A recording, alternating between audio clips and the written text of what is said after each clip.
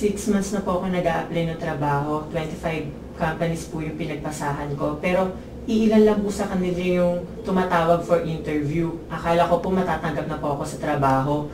Pero yung pala pag-aantay rin po ako. Ang hirap-hirap po, nakakapagod. Ang dami ko pong ibang aplikante nag-a-apply.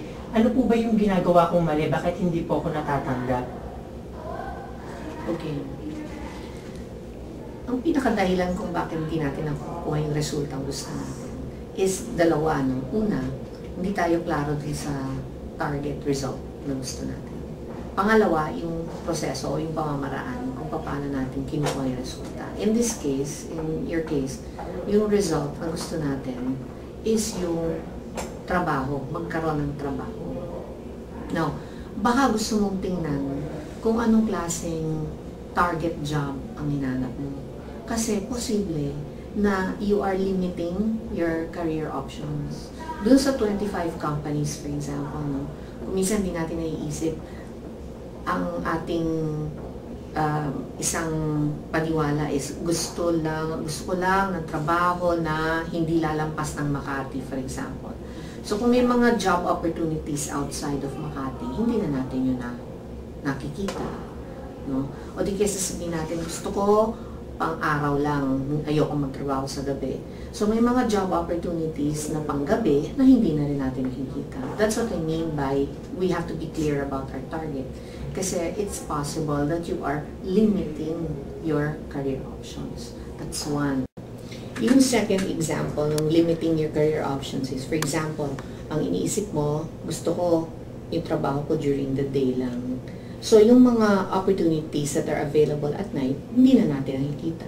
So, that's what I mean by you might be limiting your career options. So, I need you to rethink that. The second part, we're going to talk about yung process whereby you're looking for work.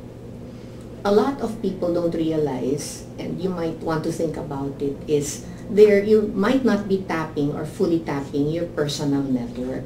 So, what am I saying? Mas maganda siguro kung lahat ng taong kilala mo, sabihan mo rin na you're looking for work. Kasi makakatulong yung personal network nila along with yours. And also, I'd like to emphasize that you cannot overlook yung importance and yung use ng job network gaya ng Jobs TV, maglagay ng resume doon. Kung hindi pa natin natatap yun, magandang pati yun ay itap natin as a possible source of job options na pwede mong tingnan para mas dumami yung mga opportunities available to you.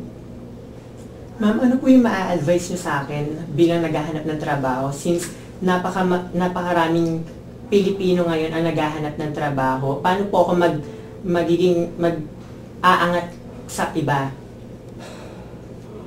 Okay, I understand.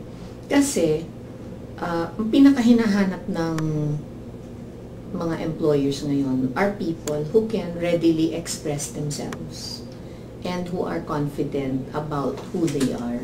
So, very important yon. So, ang maipapayo ko is when you go apply for a job, ang nasa isip mo is the job is yours. So, it's like instead of playing a part, you are acting it before you even get it. Kumbaga sa audition, makukuha ka kung sa audition pa lang or sa tryouts pa lang, pinapakita mo na yung gusto nilang makitang mga skills, yung dala mo sa sarili mo. Kasi lahat yon pinagmamasdan ng employer. Thank you, ma'am.